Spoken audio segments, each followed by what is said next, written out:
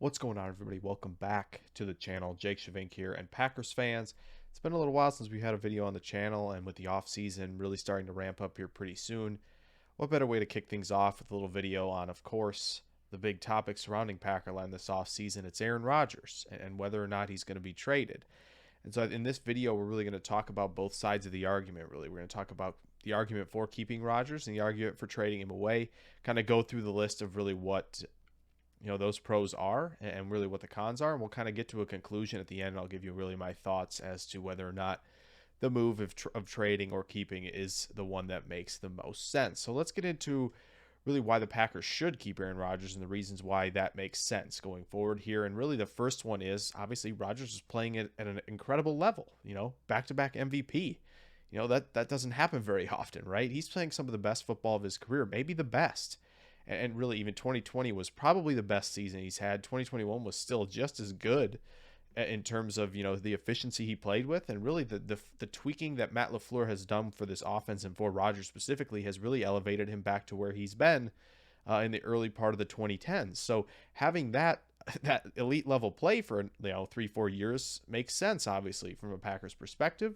As to what else it makes sense for keeping Rodgers, really, it's the NFC in general. And when you look at the conferences right now, you see that the AFC is building supreme powers out there. You have the Bills and the Chiefs who are going to be the big powers next year. The Ravens could bounce back in a big way. The Chargers could take a leap. Obviously, the Bengals were just in the Super Bowl. And we'll see with a couple of young quarterbacks, and a lot of assets to build around said quarterbacks. We'll see if either of those teams, the Jaguars or Jets, can take a little leap and build in a couple of years to being another contender in there. So the NFC is a little bit weaker now, and it was a bit top heavy this past year, but really in the Packers' way, I feel like it's the Rams and the Niners right now. Those are the teams in the way. The Niners are probably going to move to Lance. That could ultimately see them maybe dip a little bit next year as that acclimation process begins, but they'll be a threat for, I think, a long time. And obviously the Rams will be ready to run things back with enough cap space to really bring back who they want to for this 2022 season. So still, those are the only two threats really in the way for the Packers. And I know that there's plenty that are going to talk about, can take the leap. And there will be a team that takes the leap for sure next year in the NFC. Don't know who it's going to be, though. I still think the Packers can have an edge over the rest of the conference, even though they're going to lose some guys, really. And just because, again, the Packers beat both the Rams and Niners during the regular season. Obviously, didn't work out in the postseason, but there's still confidence there in terms of, this team could be at the top of the NFC again. The other thing is, and if you really want to look at it this way, obviously some players are going to go. They're going to be leaving. They're going to have to be cut or traded or whatever that may be and just let go. That the roster will be gutted. And yes, the roster will take some big hits. There's no doubt about it. But really, there's the core part of the roster, I think, with a Rodgers return that will stay there. And obviously, the first one is Davante Adams. I think if Rodgers stays, Adams stays, they'll find a way to make that happen. So you get one of the best, if not the best, quarterback wide receiver duos in the NFL back with the chemistry, the timing, the ability to put up numbers, score at will, move the chains at will. Like that's huge in today's, offense-friendly, quarterback-friendly, receiver-friendly NFL that era we've entered in, right? So having those two guys, the offensive line looks great, and that's a big plus. Obviously, they're going to restructure Bakhtiari. He'll be back, obviously.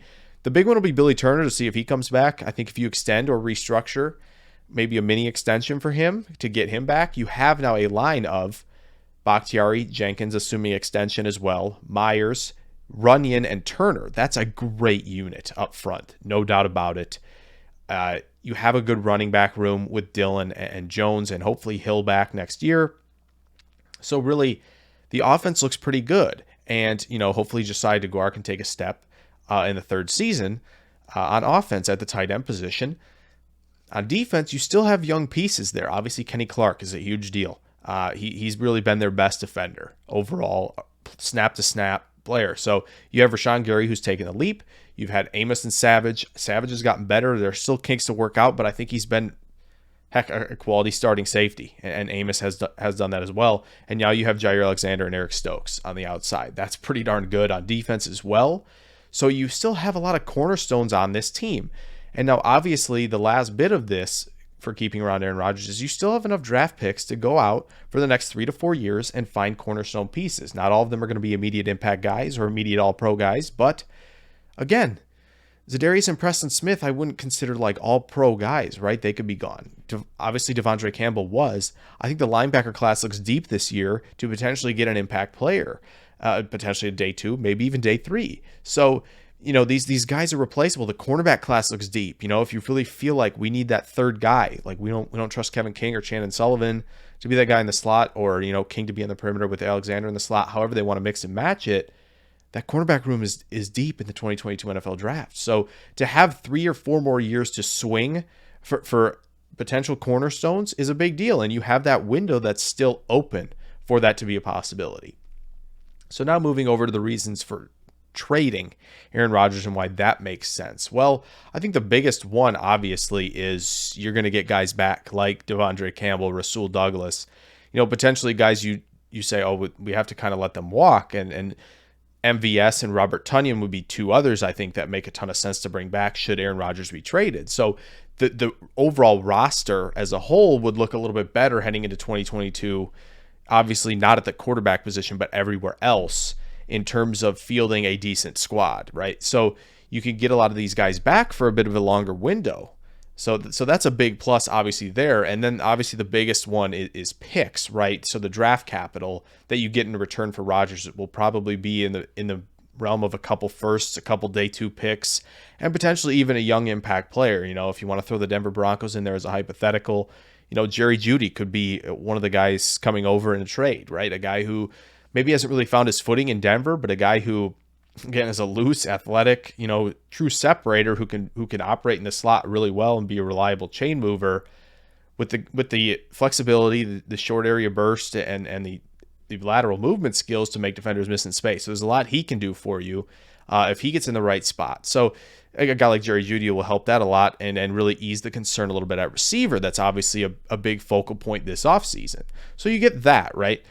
And you have the Jordan Love tryout year. You get to see now if Jordan Love can be the guy. I know there's plenty of doubters out there. I understand that, and I get it, right? Like he should be ready by now is really the argument, and I understand that. But you get the tryout, right? And you know that this is going to be potentially a shorter rebuild, right, in Green Bay. So whether or not Jordan Love works out, I think we'll see, right? He could work out. It's possible. And then you still have a quarterback in place with all this capital to push chips to the table, however you want to do so, right? So that's a big thing. But, right, you have, if Jordan Love doesn't work out, right, you have assets in 2022 to build up the roster. Then you have your assets in 2023 to trade up, right? Build up, then trade up.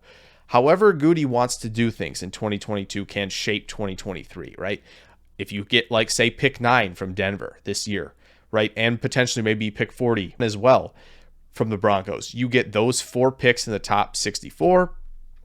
You can trade back in multiple spots to get more picks for next year even as well.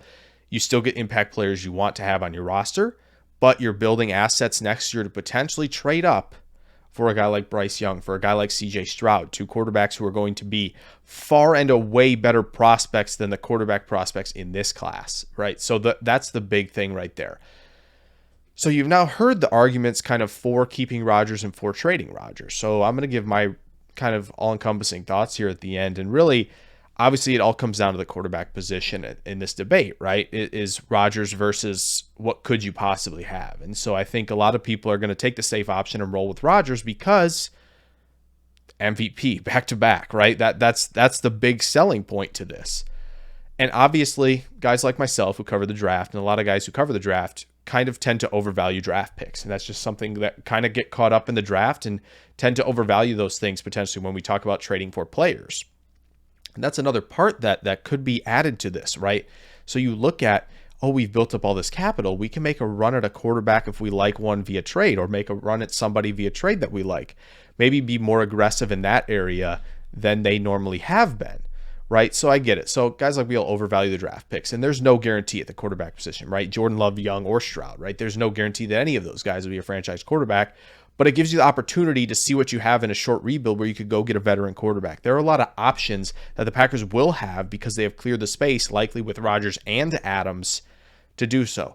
last year, I know a lot of people with the frustrations and everything coming out around the draft time that they were kind of ready to move on. I was not ready to move on from Rodgers because of where 2020 was. You saw 2020, they were on the doorstep. You thought, okay, just if something had broken right for them, they probably would have won the Super Bowl, right? They played like a great team all year. They did so again. They rebounded from the Saints in 2021 and played phenomenal football right down the stretch. Again, special teams, not moving the football, cold temps, wind, it all kind of just culminated and they didn't get it done again. I think it's time. I think the 3-year window was nice with Rodgers. You reloaded at a lot of positions via free agency. You got some players to step up on rookie deals. I just kind of feel like this is probably the season. It's time. I feel like what Matt LaFleur is. He's established. He's been very, very good. So a bad year next year obviously doesn't sink him or even come close to thinking about that, right? So you have this mini rebuild to go get a guy, potentially a veteran, draft pick, probably both, and sort of rebuild this Packers organization for the 2020s in a new era. And I think that's the direction I'd probably lean towards if I were this franchise. It's not an easy decision. It's nice for me to sit on camera and say what I do because I can't get fired for it, right? It's an easy thing to say. But as somebody who was still going to bat for Rodgers last offseason, I think this one is the time. I think it's time for a new era to commence. So I hope you guys enjoyed this little video on whether or not Rodgers or the rebuild makes sense. Maybe throw a like button down there if you enjoyed it. Subscribe if you're new. There's going to be a lot more Packers stuff in the offseason in terms of film room, draft content, and overall encompassing draft content as well. So stick around for that, and I will see you guys in the next one. Farewell.